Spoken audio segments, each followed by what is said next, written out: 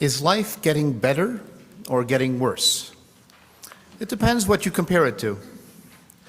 Compared to 500 years ago, things look pretty good. 500 years ago, the average life expectancy was only 30.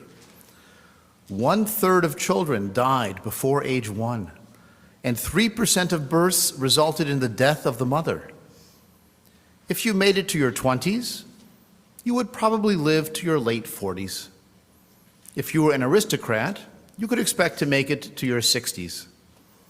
Today in the United States, by contrast, life expectancy at birth is 77. Men 75, women 80. 99% of live babies celebrate their 5th birthday, and our maternal mortality rate is 0.03%. We live better and longer and more peacefully. Yes, despite all the violence in the world and in the news, we are much less likely to die violently than in our history. When I was in high school, I asked my history teacher, "In what era would you like to live?" And he said, "Right now, even if only for the dentistry." This high holidays, we have been fighting the feeling that we are doomed. When we feel like we might be doomed and everything is falling apart, we are not comparing ourselves to 500 years ago. We are thinking about what should be now, what could be now. Just a few years ago, before COVID, U.S. life expectancy was 2 years higher than it is today. And any maternal or child deaths are too many. Life expectancy is not the only metric for human thriving. How we feel is both subjective and real. If we take for granted how much better we have it today, we do not want to be smug and assume it will always be this way, to assume that life can track up or track even but never tracks downward, to assume that what is always will be. We should also not forget that our success can coexist with other people's suffering. What was Jewish life like 500 years ago? In 1500 CE, in the Muslim world, we were tolerated minorities who had to limit how high we built our synagogues. We could not blow our shofars too loudly or show our success too publicly, lest we uppity Jews be put back in our place. In Christian Europe, by 1500, we had been expelled from England, expelled from France and from Spain. We had been pogromed out of most of Germany by crusaders and Black Death scapegoating. We were welcomed into the Polish-Lithuanian Empire, but there we lived at the tender mercies of the local duke or prince. We spoke our own Jewish language. We were squeezed between noble and peasant. We were the quintessential other. Jewish life today, 500 years later. Today we are citizens with rights. We are integrated into our national cultures. The courts protect our rights. The police protect our property and our synagogues. Politicians fall over themselves to condemn antisemitism, even to accuse their opponents of being anti-Semitic. For all of its challenges, there is a Jewish state as a haven and as an advocate, a source of Jewish cultural creativity, and a locus for Jewish debate. As we heard last night, various Jewish sects debated the Jerusalem temple when it stood.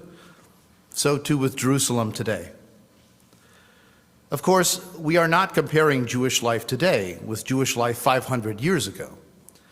We compare Jewish life today with Jewish life just 15 years ago or even 5 years ago. In the 1990s, just 30 years ago, it was the beginning of the Oslo peace process. A brighter future seemed possible for everyone in the Middle East. 2 Jews were named to the Supreme Court in 2 years, and no one batted an eye. A few years later, Orthodox Jew Joe Lieberman would have become vice president if not for all those mistaken Jewish votes for Pat Buchanan in Palm Beach County, Florida. The presidents of Harvard, Princeton, and Yale were all Jewish. Beautiful new Hillel buildings for campus Jewish life were opening. The worst Jewish communal news of the 1990s was that too many non-Jewish people loved us and married us. Today, in the 2020s, intermarriage is old news. There's even a Netflix series about a rabbi dating a non-Jewish woman. Just got renewed for its second season. It's called Nobody Wants This, but evidently enough people want it that it got a second season. The Israeli-Palestinian conflict, well, that's worse than terrible. And anti-Semitism. And Israel and the Jewish vote. Now, I am not afraid to go anywhere in Chicago on Easter. I contacted our local police to let them know when and where our high holiday services would be held, and I received a warm and supportive response.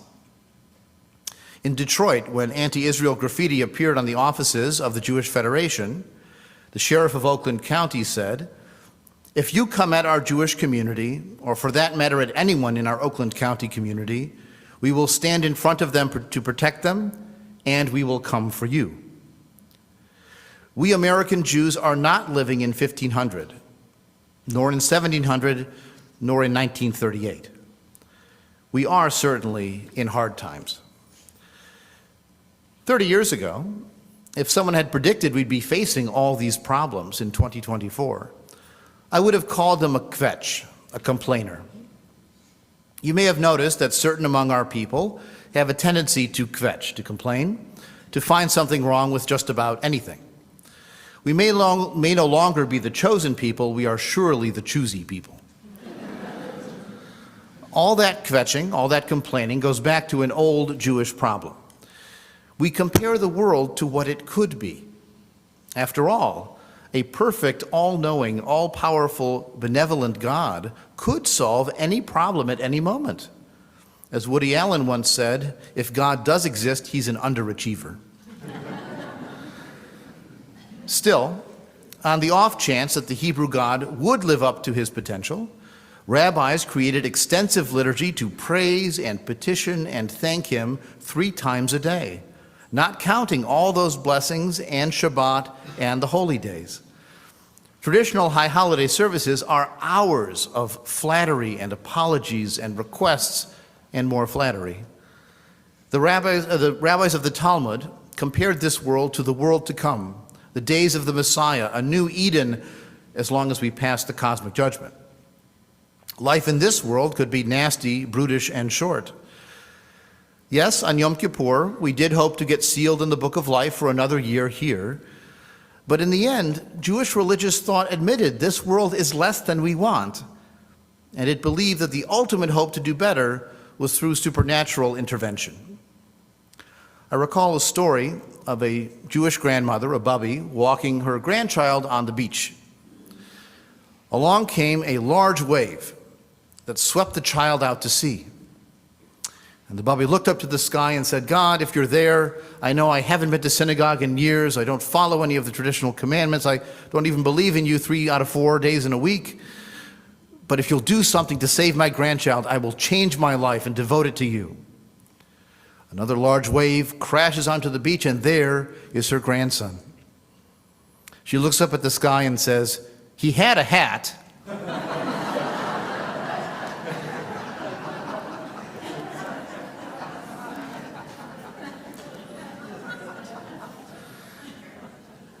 Now, a grandmother who can complain to God can complain to anyone about anything in any era. Remember, you may be paranoid, but that does not mean they are not after you.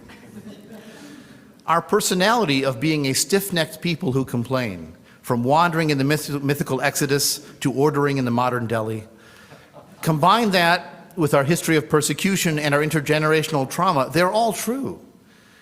Yet it is impossible to claim that the problems we see today are only in our minds and not in reality, that they're simply the ghosts of Christians past.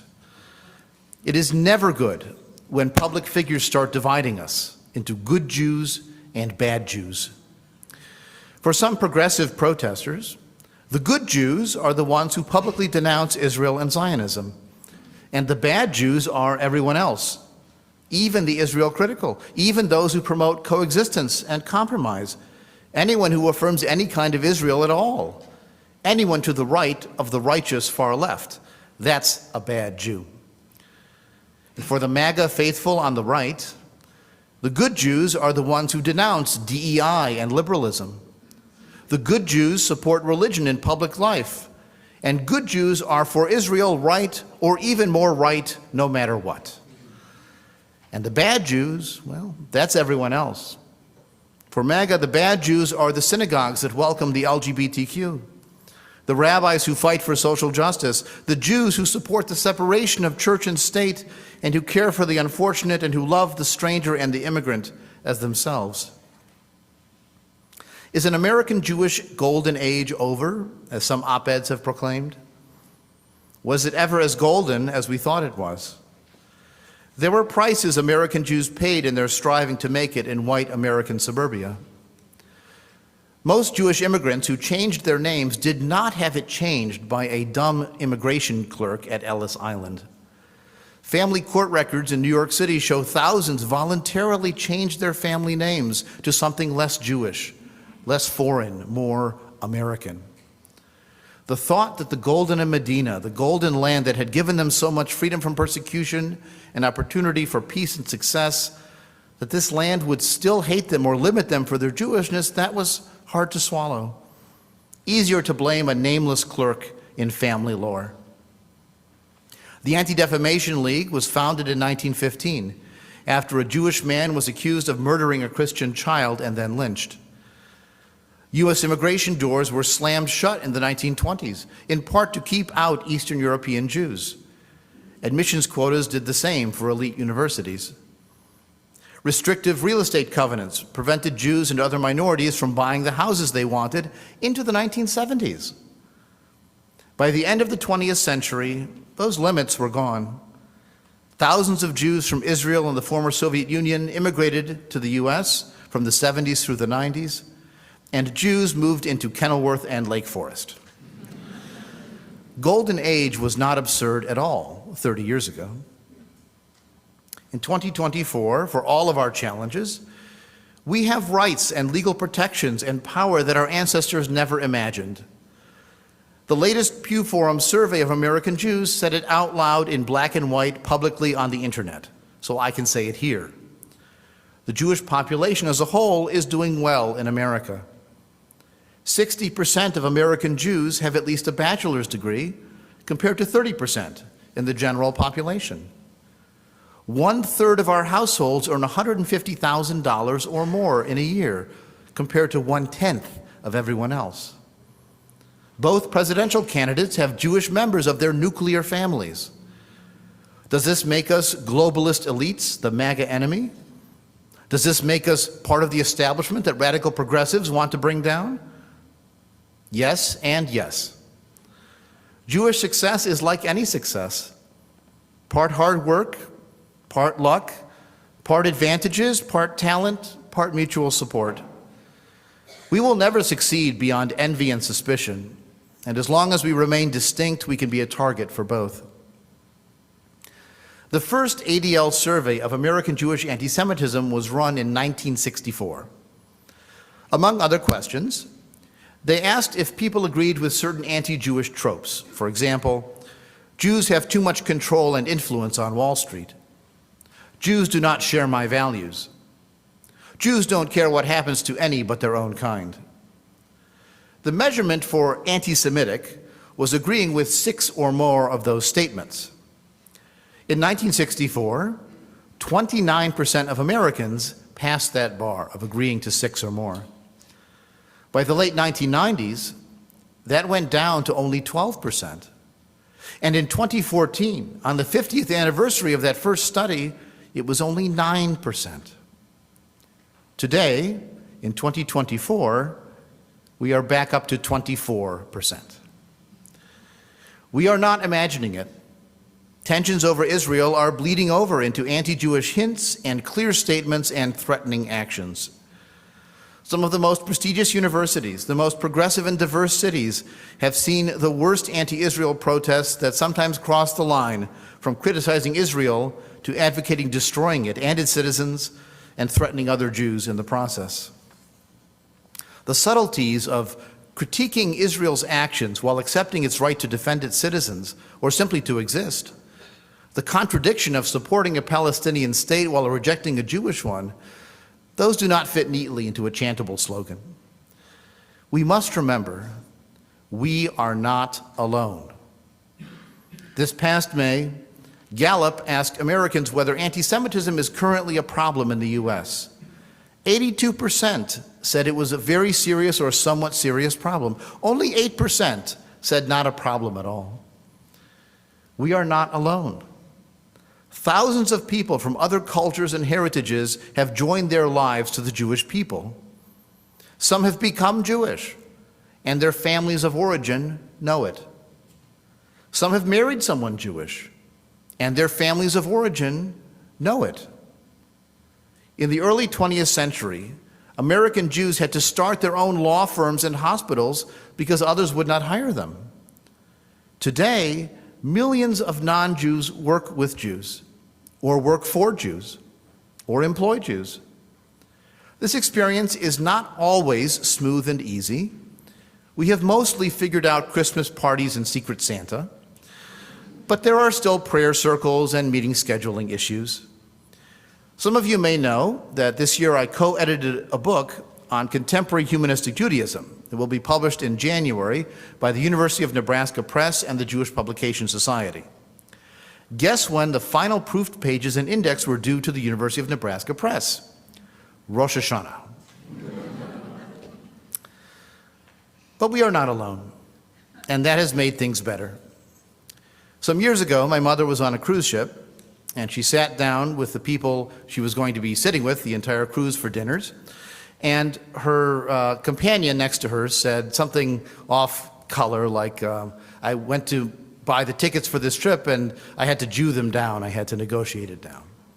As my mother is about to leap on him with her full ADL fury, his wife smacks him on the shoulder and says, "You idiot, your son-in-law is Jewish." So who corrected him? It was his wife. His son-in-law is Jewish, not was Jewish, didn't convert. His grandchildren will have Jewish connections and Jewish family. This is positive change filtering backwards as well as towards the future.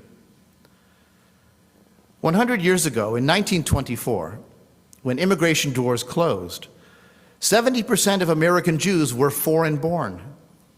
One American Jewish writer remembered thinking as a kid that when you got older, you grew into an accent, because everyone old had accents.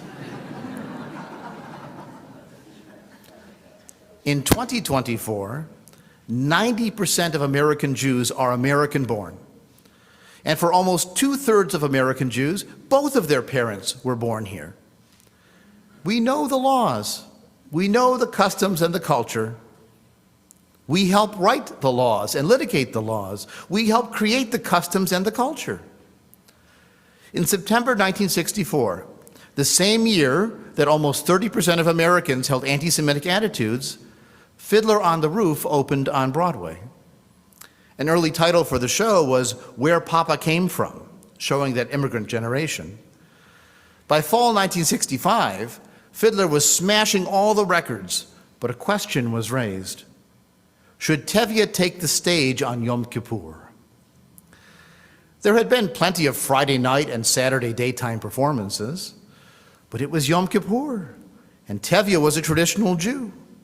And this was the same Yom Kippur that Sandy Koufax would not pitch in the World Series. Show producer Hal Prince, himself Jewish, put it directly. Tevye has made more friends for the Jews than Yom Kippur. And the show must go on. Today, many Jewish actors and actresses keep their Jewish names and wear their Jewishness publicly, even grappling publicly with their challenges related to Israel or Jewish tradition.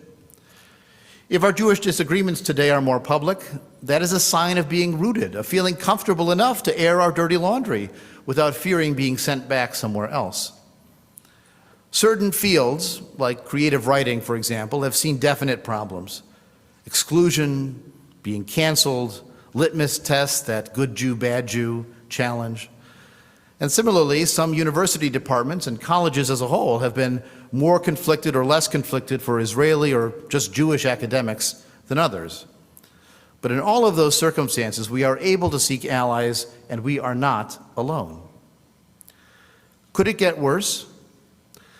So far, the phrase globalize the intifada has largely been a slogan or a motivation for graffiti.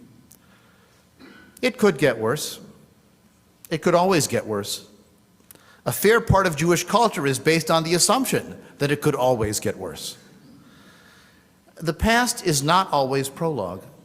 History does not always rhyme. We can ruin the present by fearing the future.